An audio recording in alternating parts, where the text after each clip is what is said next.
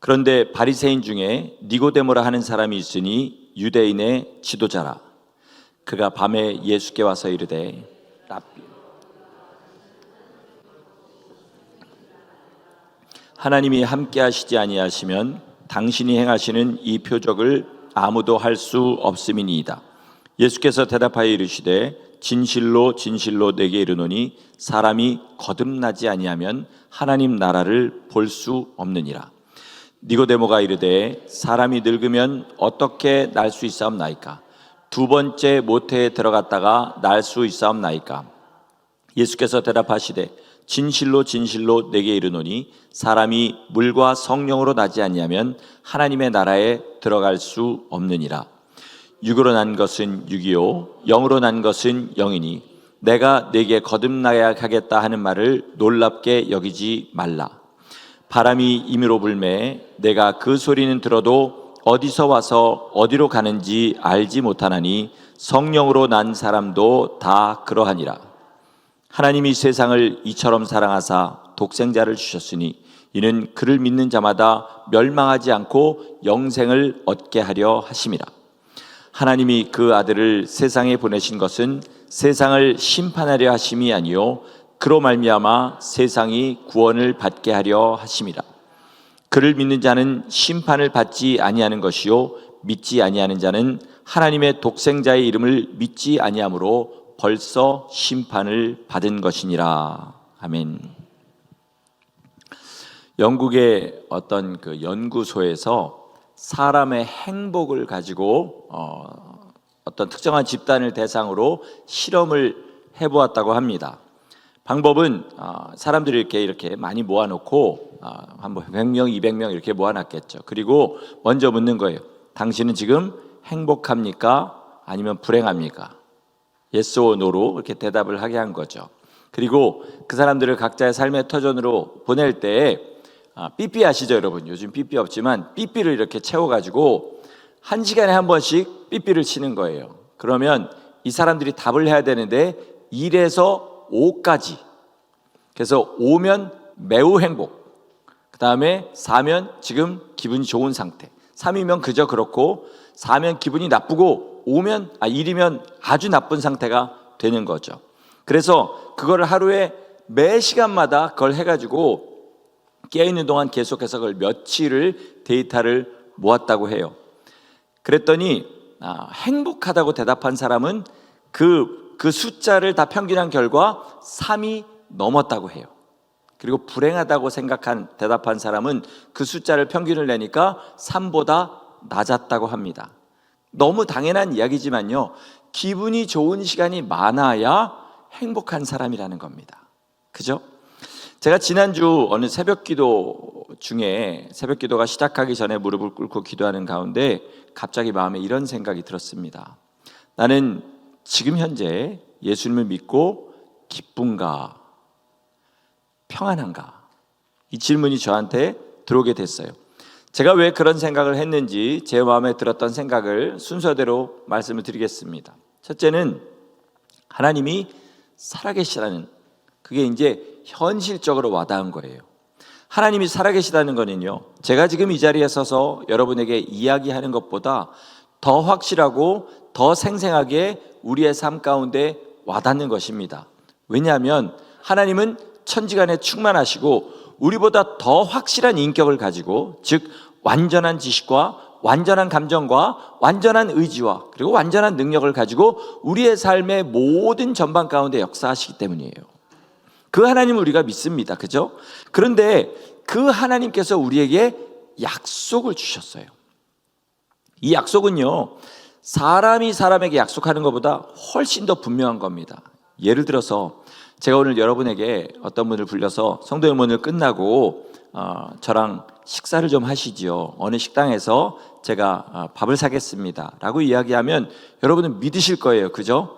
제가 목사인데 설마 밥 가지고 거짓말 하겠습니까? 그리고 여지껏 제가 밥을 사겠다고 하면 사왔기 때문에 그래서 믿으실 거예요. 그죠? 그러나 반드시 그렇게 된다는 보장은 없습니다. 왜냐하면 무슨 일이 생길 수도 있고요. 갑자기 그 식당이 문을 닫을 수도 있고요. 별의별 일이 다 있어요.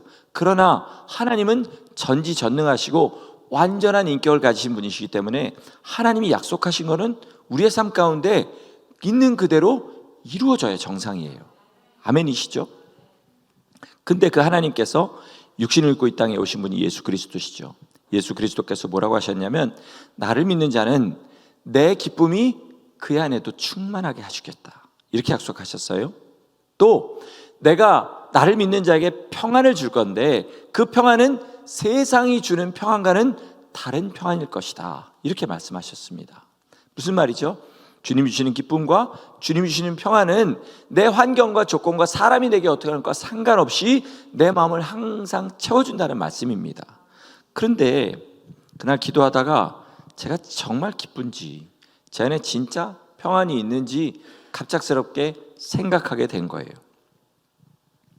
지금 이 상태를 기쁘고 평안하다고 우겨야 되는 건지, 왜 나는 거듭났으니까, 나는 목사니까 그걸 우겨야 되는 건지, 아니면 왠지는 몰라도 지금 내 안에는 참된 기쁨과 참된 평안이 없다고 인정하고 주님 앞에 나가서 기도해야 되는지, 이 갈등이 제 안에 들어오게 된 겁니다. 자, 여러분에게도 묻고 싶습니다. 여러분 예수님 믿고 지금 기쁘십니까? 정말로 세상이 흔들지 못하는 평안이 지금 내 안에 있습니까? 그냥 너무 긴장하지 마시고요, 편안하게 한번 생각해 보세요. 왜냐하면 왜 편안하게 생각을 해보셔야 되냐면, 그렇지 않다면 지금 주님 앞에 고백하고 나가면 주님께서 진실한 마음 가운데 응답해 주실 것이기 때문입니다. 그렇죠? 그래서 성경은 지금은 은혜 받을 만한 때요, 구원의 날이라고 하셨어요. 그러니까 내가 없다고, 내 안에는 진짜 기쁨과 진짜 평안이 없다고 하나님 앞에 고백하며 나가는 것은 내가 몇십 년을 신앙생활 했든지 부끄러운 게 아닙니다. 왜? 하나님께서 새롭게 해줄 수 있기 때문인 줄 믿습니다. 자, 여러분, 만약에 여러분이 비즈니스를 하시는데요, 먹고 살려고 하는 거잖아요, 비즈니스가. 근데 세워놨는데 몇 년이 지나도 전혀 수입이 안 생겨요. 오히려 더 일만 많이 해야 되고 생기는 거는 없습니다. 그러면 당연히 고민하시겠죠. 나 이거 계속 해야 되냐, 아니면 접어야 되냐, 혹시 이거 팔 수 있나, 뭐 이런 생각들을 하시지 않겠습니까? 그런데 우리의 신앙생활은요, 그냥 먹고 사는 문제가 아니라 영원한 천국이냐 영원한 지옥이냐의 문제입니다. 근데 내가 주님을 믿는다고는 하는데 주님이 약속하신 일들은 내 안에서, 내 삶 가운데서 일어나지 않고 있다면 이거는 심각하게 고민해 보는 것이 맞다는 거죠. 우길 일이 아니죠. 우긴다고 평안해지시던가요? 나 예수님 믿기 때문에 난 지금 기뻐야 돼 라고 한다고 기쁨이 올라오던가요? 안 그렇잖아요. 자, 그렇다면 그 기쁨과 평안이 처음부터 없었던 건지, 아니면 처음에는 분명히 있었는데 쭉 지나다 보니까 어느 시점에서 없어진 건지, 이것도 한번 봐야 되지 않겠습니까? 만약에 처음부터 없었다면 내가 거듭나게 해달라고 주님 앞에 간절히 기도하셔야 될 거고, 만약에 중간에 잃어버렸다면 왜 잃어버렸는지 주님 가르쳐달라고 기도하면서 그것을 회복해야 되겠죠. 오늘 설교를 다 듣고 나는 거듭나지 못한 것 같다 이런 생각이 든다면요, 제가 그분을 모욕하는 게 아니에요. 그죠? 이게 복음입니다. 그렇죠? 예전에는 듣지 못하던 단어들이 요즘 생긴 것들이 있는데, 그게 뭐냐면 무슨 암 연기라는 단어예요. 연기. 저도 몰랐어요. 근데 제 동생이 유방암 연기에 걸렸다가 간단한 시술을 받고 없어졌고, 제 동생의 남편이 또 위암 연기에 그렇게 있다가 간단한 시술을 받고 그리고 하루 입원하고 깨끗하게 나았습니다. 자, 여러분 병원에 갔는데 의사가 이야기합니다. 당신은 지금 위암 연기입니다. 그러면 여러분 이게 굿 뉴스입니까? 아니면 배드 뉴스입니까? 배드 뉴스예요? 굿 뉴스예요? 여보세요? 굿 뉴스죠. 굿 뉴스입니다. 왜요? 쉽게 고칠 수 있기 때문에. 가만히 내버려두고 몇 달만 지났으면 이게 1기 되고 2기 되고 그렇게 되면 복잡한 수술을 하고 잘못하면 그게 번져서 더 위험해질 수도 있는데 연기에 발견했으니까 굿 뉴스죠. 그죠? 자, 그러면 내가 지금 거듭나지 않았거나 거듭남의 길에서 벗어나 있다는 것을 발견하는 것은 굿뉴스입니까? 배드뉴스입니까? 살아서 발견하는 건 굿뉴스인 거예요. 왜요? 아직도 주님의 약속이 우리에게 유효하기 때문인 줄 믿습니다. 자, 여러분, 거듭났으면요, 거듭난 증거가 있습니다. 그게 뭐냐면 변해요. 거듭나기 전과 거듭난 후가 변합니다. 그래서 주위에 옛날에 나를 알던 사람으로부터 너 이상해졌다. 이게 뭐예요? 칭찬이죠. 좋은 말입니다. 너 갑자기 교회 다니더니 사람이 변했다. 이런 말을 듣게 돼요. 제가 대학교 다닐 때 만약에 저를 그때 뭐 레코드한 게 있다거나 이런 게 있어서 보게 되시면 여러분이 분명히 얘기하실 거예요. 목사님 많이 변하셨네요. 왜냐하면 그때는 그냥 어린 수준이 아니었어요. 그냥 뭐 철이 없는 그런 수준이 아니었고요. 교회는 다녔지만 주님을 생각하는 마음, 천국을 향한 소망, 내가 이 땅에서 살아가는 이유, 이런 걸 전혀 몰랐습니다. 그 결과 말이 되게 험하고 저속했어요. 여기 미국 애들 보면 그냥 무슨 접속사처럼 F워드, S워드 이런 걸 계속 쓰면서 얘기를 하잖아요.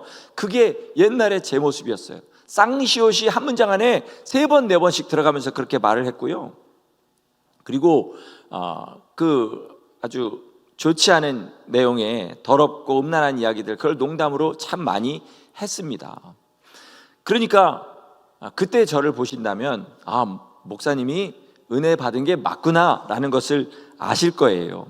또 지금도 제가 예수 믿은 다음에 계속 거듭남의 과정 가운데 있기 때문에, 그렇기 때문에 10년 전에 저를 알던 사람은 또 지금 보면 변한 것이 있구나 이렇게 아시게 될 겁니다.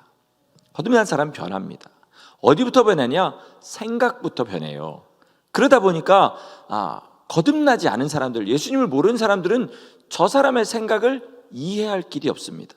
우리는 이미 세상을 살아봤고 믿지 않는 그런 상태에 살아봤기 때문에 믿지 않는 사람들의 마음을 알아요. 그죠? 왜 저렇게 살아가는지, 왜 세상을 이렇게 매여서 살 수밖에 없는지 알고 우리도 시시로 때때로 넘어지기 때문에 너무 잘 이해합니다. 그러나 거듭나지 않은 사람, 믿지 않는 사람들은 믿는 사람들의 마음을 절대로 이해할 수가 없습니다. 왜냐하면 경험해보지 못했기 때문에. 우리나라 여성들과 일부 남성들이 가장 하기 싫어하는 대화가 있어요. 그게 뭐냐면 군대 이야기입니다. 군대 이야기. 갔다 온 사람과 갔다 오지 않은 사람들이 만나가지고 군대 얘기를 하기 시작하면 갔다 온 사람의 눈이 막 희번뜩 변해버려요. 그리고 막 침을 쥐어가면서 군대 얘기를 하는데 재밌으신가요? 재미없습니다. 저도 군대를 갔다 오긴 했습니다. 근데 6개월 갔다 왔어요. 그래서 군대를 30개월, 저 때는 30개월인데 30개월 갔다 온 사람과 이야기를 하면 듣기가 싫어요. 왜냐하면 제 정체가 탄로나면 그때부터 무시를 하거든요. 그런데 군대를 갔다 오지 않은 사람들, 그 사람들에게 얘기하면 한 6개월 갔다 온 거를 그냥 무슨 한 6년 갔다 온 것처럼 그렇게 온갖 막 미사여구를 동원해 가면서 이야기를 합니다. 그때는 사람이 듣기 싫은지 안 듣기 싫은지 생각이 안 돼요. 왜냐하면 저한테는 너무 심각한 이야기니까. 이게 무슨 차이냐면 경험한 사람과 경험하지 못한 사람의 차이입니다. 거듭나서 살아계신 하나님을 만나기 전까지는요, 그 하나님을 경험한 사람을 절대로 이해할 수가 없습니다. 그렇죠? 그래서 무슨 얘기를 듣습니까? 처음엔 변했다고 그러다가 나중에는 미쳤다고 그러죠. 그죠? 그리고 하나님을 이만큼 만난 사람과 아주 깊이 만난 사람은 또 무슨 차이가 나냐면, 조금 만난 사람은 깊이 만난 사람을 보고 광신자라고 그래요. 그렇죠? 이런 일들이 그래서 나오게 되는 거죠. 그런데 거듭났다고 해서 그게 끝은 아닙니다. 왜냐하면 거듭남은 과정이에요. 거듭나는 것은 분명히 시작이 있습니다. 그죠? 그러나 주님 앞에 설 때까지 계속해서 자라나는, 그리스도의 장성한 분량까지 자라는 과정이 있습니다. 그러니까 어디까지 하나님을 경험해 보았냐에 따라서 통하는 대화가 있고 또 통하지 않는 대화가 있는 거예요. 자, 그러면 우리가 왜 거듭나야 됩니까? 하나님이 살아계시기 때문입니다. 아멘이시죠? 하나님이 우리를 지으셨기 때문이고, 그리고 하나님이 살아계시다면 우리는 반드시 하나님의 심판대 앞에 서야 되고, 거기를 어떻게 통과하느냐에 따라서 천국 아니면 지옥, 두 갈래 길밖에 없기 때문에 그렇습니다. 예수님을 믿고 거듭나도요, 여기에 대해서 의심하게 되는 순간들이 있어요. 저에게도 그런 날이 꽤 길었습니다. 막 뜨겁게 교회 나가서 막 소리 지르고 날마다 전도하고 하면서도 또 하나님이 살아계신가? 내가 정말 이렇게까지 해야 되는 건가? 이런 생각이 저한테 들어올 때가 있었어요. 그럴 때 저는 그냥 기도만 하지 않고요, 그 의심들을 지워나가는 논리들을 세워나가서 그것들을 하나하나 생각하면서 싸워나갔어요. 첫째, 하나님이 진짜 살아계신가? 여기에 대한 의심이 들어올 때가 있습니다. 그때는요, 그냥 세상을 보고 나를 보면 자연스럽게 의심이 물러가게 돼 있습니다. 어제도 펠리세이드 파크에서 이제 전도를 하면서 외치는 시간이 있었는데, 그때 펠팍에 다니는 사람들에게 제가 이렇게 외쳤습니다. 뭐라고 했냐면, 여러분, 이 길에 다니는 차들과 지금 서 있는 이 건물들을 보십시오. 만약에 이 건물과 차들이 아무도 손도 안 댔는데 저절로 생겼다면 여러분 믿으시겠습니까? 아무도 믿을 사람이 없을 겁니다. 그러나 이 우주 만물은 이 건물보다 수백억 수천억 배 더 복잡하고 웅장하게 지어진 것이고, 그리고 우리 사람은 이 자동차보다 정말로 복잡하고 말할 수 없는 신비한 가운데, 그런 가운데 이렇게 존재하고 있지 않습니까? 이게 몇백억 년의 시간이 흘렀다고 해서 저절로 생겼다고 하는 것이 말이 됩니까? 라고 이야기를 했어요. 맞습니다. 내가 세상에 존재하는 것만 봐도요, 나를 지으신 이가 있다는 것을 알 수 있어요. 절대로 저절로 생길 수가 없습니다. 자동차 부품이요, 한 5만 개 정도가 된다고 그래요. 5만 개 정도가. 근데 그 부품을 이 공간에 쫙 깔아놓고 몇백억 년 정도가 지나가면 그게 저절로 자동차로 조립이 될까요? 절대로 그런 일은 일어날 수가 없습니다. 그런데 자동차와 비교도 할 수 없는 나라는 존재가 아무것도 없는 데서 시작해서 무슨 단세포 동물에서 이게 쭉 와가지고 이렇게 되었다고 여러분 믿는다는 것 자체가 가장 비과학적인 이야기라는 거죠. 과학이라는 것은 원인을 찾는 건데, 원인이 없는데 결과가 나왔다고 얘기하는 거예요. 그럼 뭘 할 수 있어요? 지으신 이가 있다라는 사실을 우리는 알 수 있습니다. 그러면 이제 두 번째 문제가 생기죠. 그럼 그 지으신 이가 우리가 믿는 하나님이라는 것을 어떻게 알 수 있냐?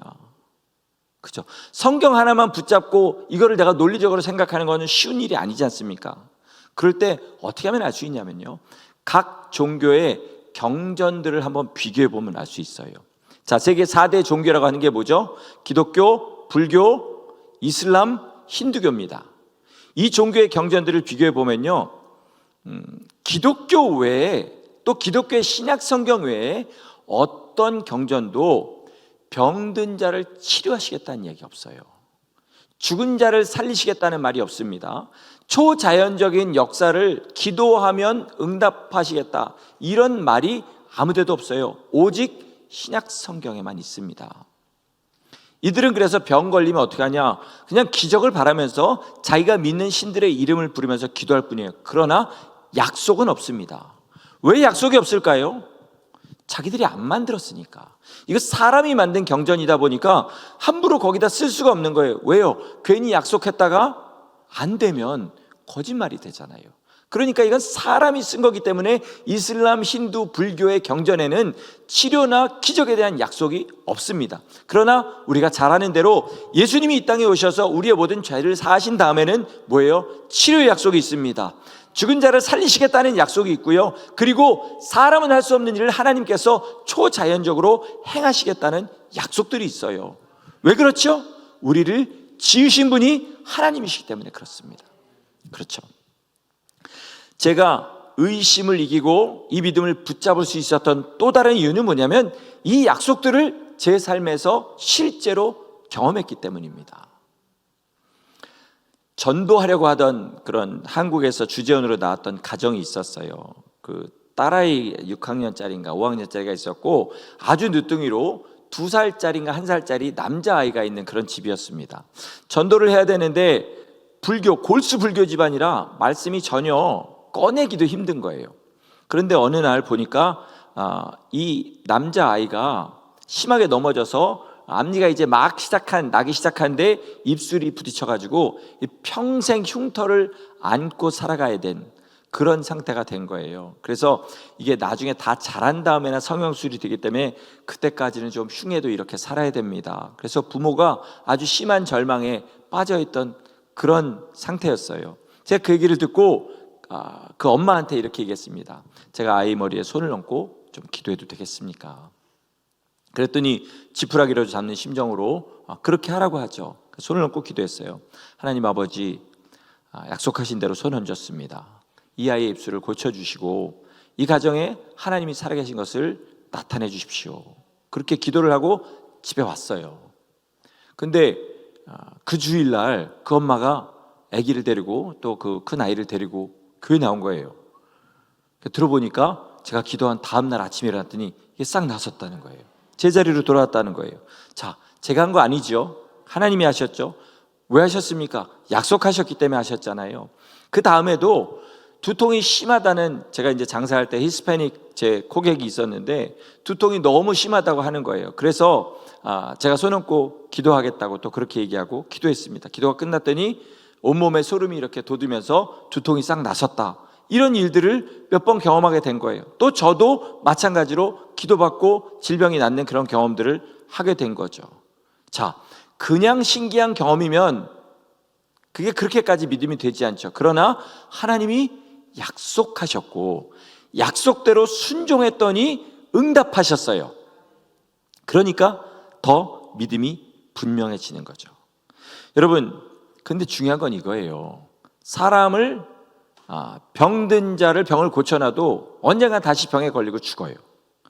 죽은 자를 예수님으로 살려내는 그런 일이 지금 선교지에서 일어나고 있습니다. 실제로 아프리카 선교사님 중에 어떤 분은 마을마다 교회를 세우는 건 너무 쉽다. 죽은 사람에게 손 얹고 기도해서 일어나면 된다. 하이디 베이커라는 선교사님은 실제 자기 경험을 간증하면서 그렇게 간증을 합니다. 그런데 죽은 사람 살려놓으면 그 사람이 영원히 삽니까? 다시 죽잖아요. 그럼 하나님 입장에서 헛수고를 하시는 건가요? 그렇지 않습니다. 주님이 이런 일을 행하시는 이유가 있는 거예요. 뭐죠? 하나님이 살아계시고 그렇기 때문에 천국과 지옥이 있고 천국과 지옥에서 구원받아 천국으로 갈 수 있는 유일한 길은 아들 예수 그리스도의 십자가의 공로를 믿고 의지하는 길뿐이다. 이것을 증거하시려고 하는 것입니다. 그렇지 않습니까? 그러니까 우리가 이 말씀을 믿고 순종할 수 있도록 주님의 뒤를 따라갈 수 있도록 증거들을 주시는 거예요. 하나님 살아계신 증거를. 제가 지금 깊이 있어가지고 보여드릴 수가 없는데 이거를 일주일 넘게 이렇게 지금 차고 있으면서 언제 오른손에서 왼손으로 간지 또 기억이 안 납니다. 느끼는 게 있는데 처음에는 이게 뭐냐, 21일간 험담하지 말자, 21일간 불평하지 말자. 그래서 제 말을 거룩하게 하려는 훈련으로 같이 하자고 여기 찼잖아요. 그런데 한 3일을 여기서 이쪽으로 안 옮기고 있으니까 그 다음에는 뭘 하고 있는 저를 발견하냐면 분명히 험담을 했음에도 불구하고 이건 험담이 아니라고 속으로 우기고 있는 저를 발견하는 거예요. 여러분 지금 웃으시는 분들은 무슨 마음인지 이해를 하시는 거죠, 그죠? 이게 정신없이 왔다 갔다를 할 때 괜찮은데 입을 꼭 다물고 한 3일을 간신히 그렇게 험담 안 하고 불편하고 참았는데 방금 나도 모르게 이야기를 해놓고 한 30분 지나고 나니까 험담인 거죠. 그런데 이건 그 사람이 잘못한 거지 험담은 아니야. 제가 지난주에 뭐라 그랬죠? 잘못한 걸 뒤에서 얘기하는 게 험담이다 이렇게 얘기해놓고도 인정하고 싶지 않은 저 자신을 발견하는 거예요. 성도님들도 그렇습니다. 분명히 거듭난 경험은 있지만 지금 거듭난 자의 삶을 살고 있지 않아요. 거듭난 추억에서 멀어지고 거듭나는 과정에서 떨어져 있습니다. 그리고 옆에서 보면 뭐가 문제인지 뻔히 보여요. 옆 사람은 다 압니다. 근데 본인은 인정을 안 해요. 왜 안 할까요? 자기가 거기까지 가게 된 과정이 있는 거예요. 그렇죠? 주님의 말씀은 분명히 이건데 나는 그렇게 생각하지 않아. 자기 욕심을 따라 거기까지 갔습니다. 그러면 인정하면 다시 제자리로 돌아오는데 많은 것을 놔야 되거든요. 그러니까 끝까지 우깁니다. 이게 우리의 현주소예요. 자, 여기 지금 젊은 청년들도 있고요. 아직 예수님이 교회는 오래 다녔지만 누군지 모르는 성도님들도 있습니다. 그런 분들에게 말하고 싶어요. 예수님 믿는 거는요, 길거리에서 많은 사람들이 전도할 때 예수 믿으면 평안이 오고 예수 믿으면 부자가 되고 예수 믿으면 무병장수하고 이런 게 절대로 아닙니다. 오히려 예수님 믿기 때문에 고난이 올 수 있어요. 예수님 믿기 때문에 경제적인 어려움이 올 수 있습니다. 예수님 믿기 때문에 관계의 어려움이 올 수 있어요. 예수님은 한 번도 나를 따라가는 길이 쉽고 편한 길이라고 말씀하신 적이 없고 십자가 긴 좁고 험한 길이라고 말씀하셨습니다. 이걸 분명히 아셔야 돼요. 그런데 예수님을 믿는 것 자체가 십자가는 절대 아니에요. 왜냐하면 예수님을 믿는 장소가 문제입니다. 우리가 지금 이 땅에서 예수님을 믿고 있는 거예요. 그러니까 예수님을 그 빛을 싫어하는 많은 사람들과 마귀가 지배하는 세상에서 예수님을 믿기 때문에 이 땅에서 예수님을 믿는 게 십자가의 길인 거예요. 그런데 이 믿음을 가지고 천국에 가게 되면 그때부터는 뭐예요? 완전히 평안과 기쁨의 세상으로 변하는 줄 믿으시기 바랍니다. 그러니까 믿음이 잘못된 게 아니라 세상이 잘못됐기 때문에 믿는 자는 고난을 받을 수밖에 없다는 것입니다. 영국의 프로축구가 세계에서 제일 유명하다고 그래요. 실력도 제일 세고 그리고 특별히 관중들이 거칠기로 유명합니다. 그 영국의 그 축구팀 중에 특별히 사이가 안 좋은 팀들이 여러 개가 있는데 그중에 대표적인 게 우리나라 박모 선수가 뛰었던 맨체스터 유나이티드하고 리버풀이라는 구단이래요. 하여튼 이 사람들은 길거리에서 유니폼을 입고 만나도 막 싸움이 붙을 정도로 서로 사이가 안 좋다고 그럽니다. 이 세상에서 예수님을 믿는 거는요, 맨체스터 유나이티드 유니폼을 입고 리버풀 응원석에 앉는 거나 똑같은 일입니다. 얼마나 끔찍하겠어요, 그죠? 좀 험악한 사람 옆에 앉으면 맞을 거고요. 그리고 좀 매너가 있는 사람들 옆에 있어도 어떻게 될까요? 불안하겠죠, 그죠? 그리고 그 따가운 눈총을 받으면서 있어야 되겠죠. 그러나 그렇게 있다가 자기네 관중석으로 가게 되면 거기서는 영웅 대접을 받을 거 아닙니까? 우리 땅에서 예수님 믿고 산다는 것은 절대로 쉬운 일이 아니란 것을 알고 믿으셔야 돼요. 그냥 일단 교회 나오게 하려고 많은 감언이설로 교회로 나오게 하는 것은 맞지 않습니다. 왜냐하면 진짜 믿음은 그게 아니기 때문인 거죠. 자, 그렇다면요, 우리가 어떻게 거듭나는지 우리 이거를 생각하면서 지금 우리 신앙의 문제를 한번 생각해 보도록 하겠습니다. 자, 주님은 물과 성령으로 거듭난다고 하셨고요, 이 거듭나는 것을 베드로 사도는 사도행전 2장에서 또 이렇게 얘기하는데 우리 한번 잘 아는 말씀이니까 보도록 하겠습니다. 사도행전 2장 37절에서 39절 말씀입니다. 그들이 이 말을 듣고 마음에 찔려 베드로와 다른 사도들에게 물어 이르되 형제들아 우리가 어찌할꼬 하거늘 베드로가 이르되 너희가 회개하여 각각 예수 그리스도의 이름으로 세례를 받고 죄사함을 받으라. 그리하면 성령의 선물을 받으리니 이 약속은 너희와 너희 자녀와 모든 먼 데 사람 곧 주 우리 하나님이 얼마든지 부르시는 자들에게 하신 것이라 하고. 아멘.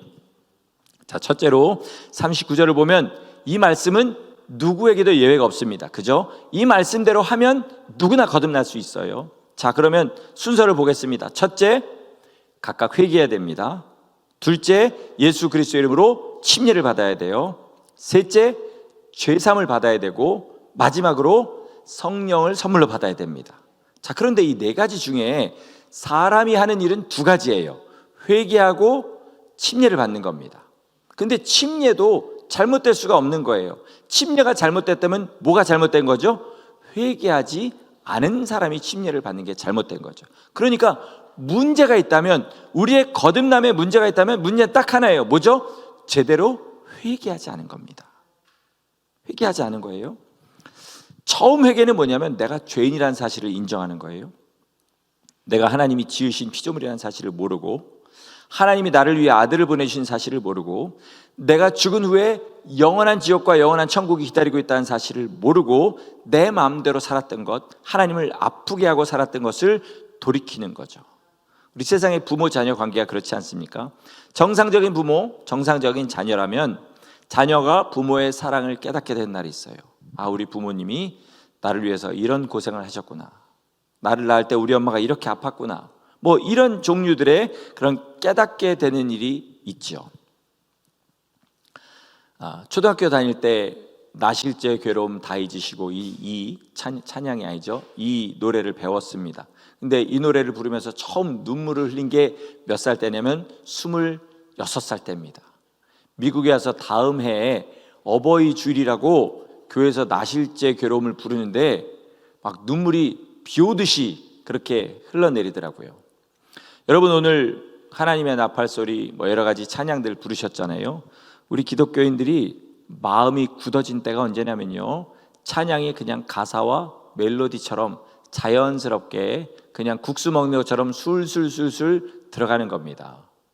그게 아니거든요. 하나님이 은혜를 주셔서 오늘 일부 예배에 제가 하나님의 나팔소리 찬양을 부르는데 그 장면들, 그리고 주님께서 나를 어떻게 구원하시고 어떻게 인도하시고 어떻게 다시 오실 것인지, 이게 찬양을 부르면서 제 마음에 박히듯이 은혜가 되더라고요. 여러분, 오늘 찬양 부르실 때 어떠셨습니까? 여러분 부르신 찬양들 그냥 막 그 노래와 박자와 가사로 그렇게 부르셨습니까? 아니면 그걸 부를 때 정말 우물가의 여인처럼 나는 세상의 헛된 것을 구했습니다, 그때 주님이 나를 맞아주셔서 지금 내가 이 자리에서 주님을 찬양합니다, 이런 정말 감사를 가지고 부르셨습니까? 하여튼 이렇게 부모님의 은혜를 깨닫게 되면 그때부터 부모님을 대하는 태도가 달라지게 되죠. 그렇지 않습니까? 이게 회개인 거예요.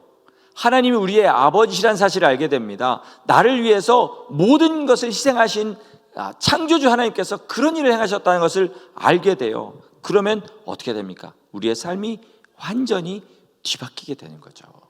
하나님을 위해서 살게 되는 거죠. 이걸 회개라고 합니다.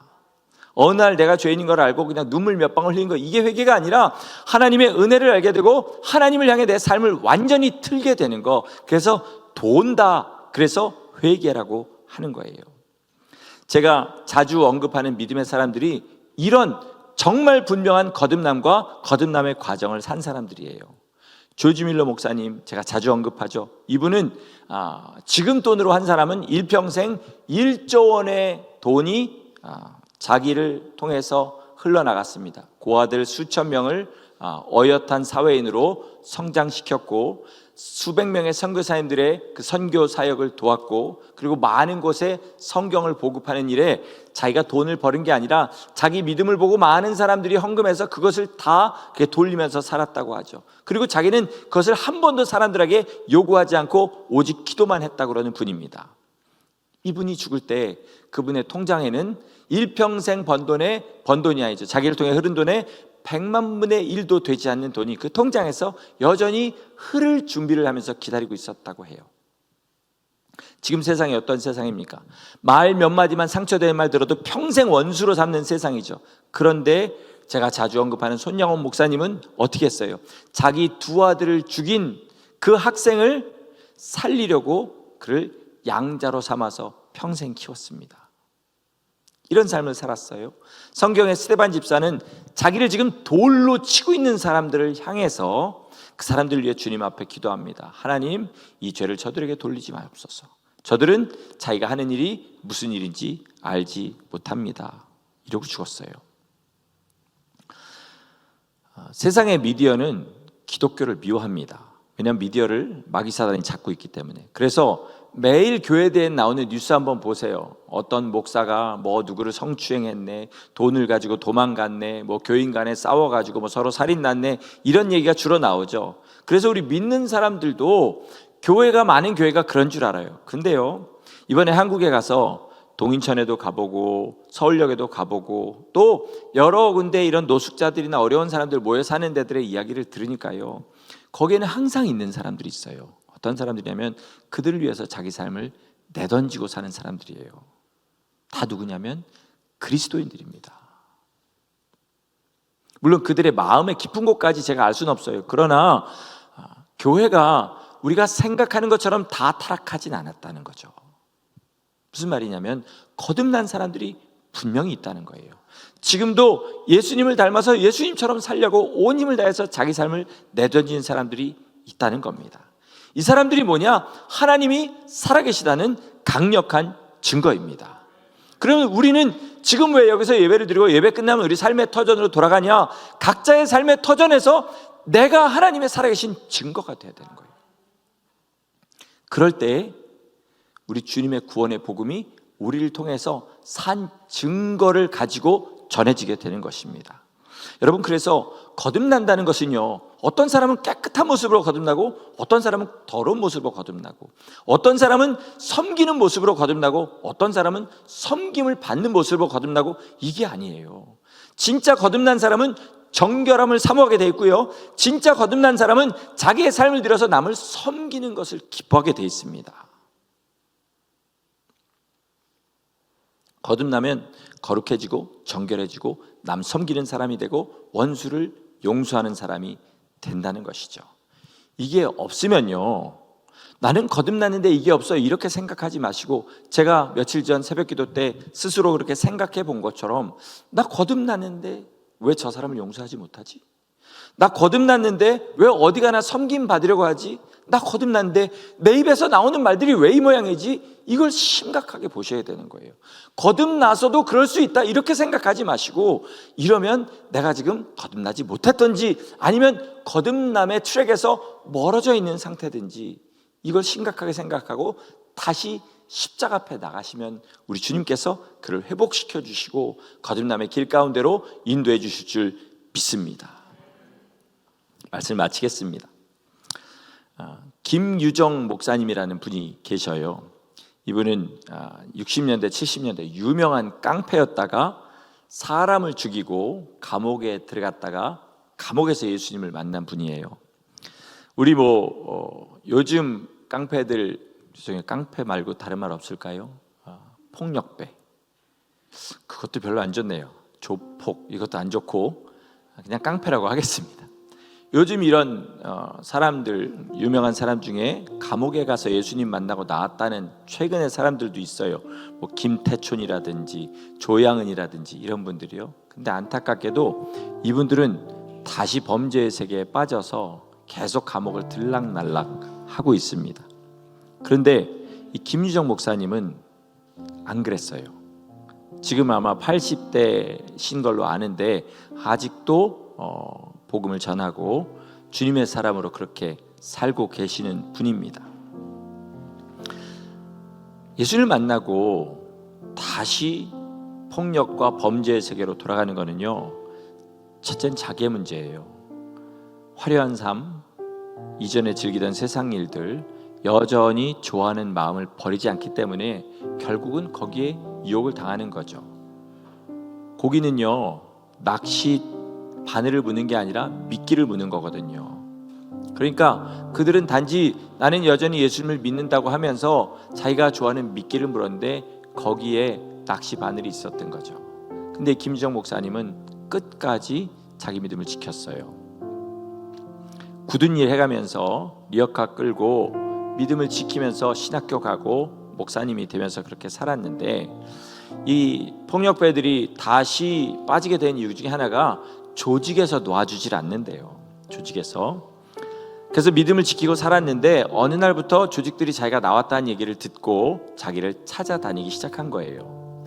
기도원에 가가지고 있는 날 결국 그들을 만나게 됐습니다. 기도원까지 찾아왔더래요.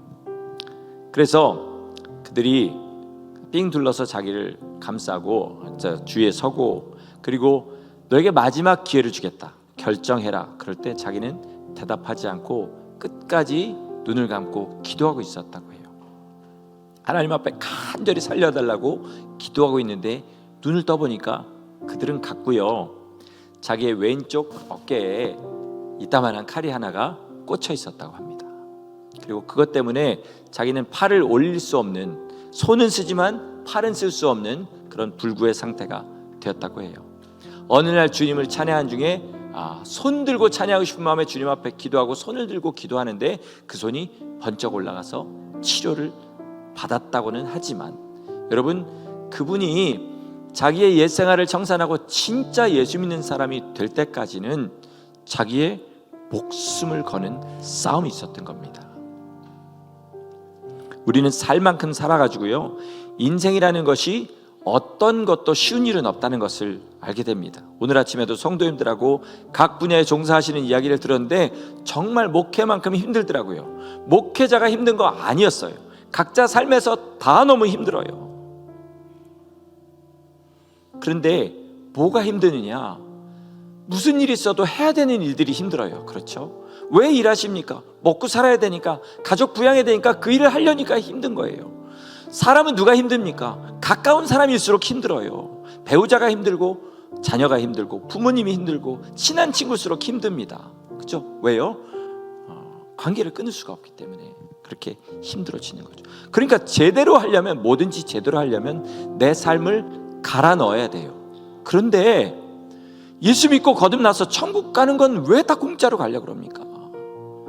주님이 우리를 위해서 그 피를 흘려주신 건 분명히 공짜 맞아요. 거저 주셨다고 했어요. 그러나 주님을 따라가는 길은 우리의 인생을 내어놓고 따라가야 되는 줄 믿으시기 바랍니다. 천국에 목숨을 건 사람이 천국 가는 거지, 그냥 내 마음대로 살고 죽은 다음에 천국 가나 안 가나 보자 하는 사람은 절대로 천국 못 갑니다. 그래서 우리 주님께서 천국은 침노하는 자의 것이라고 하셨습니다. 내 삶을 걸고 주님께서 다 열어주셨으니까 네 삶을 걸고 천국에 있는 부하들을 하나씩 해내가라. 그렇게 주님을 위해서 살아가는 사람들, 이 땅에서 예수 그리스도의 형상을 입고 주님 뜻대로 자기 삶을 걸어놓고 살아가는 사람들이 천국에 들어가게 되는 것입니다. 우리 다 이 믿음 가지고 살아서 우리 주님 앞에 참으로 영원한 천국에 들어가서 우리 그 기쁨을 누릴 수 있는 주의 복된 성도들 다 되시기를 예수님의 이름으로 간절히 축원합니다. 아멘.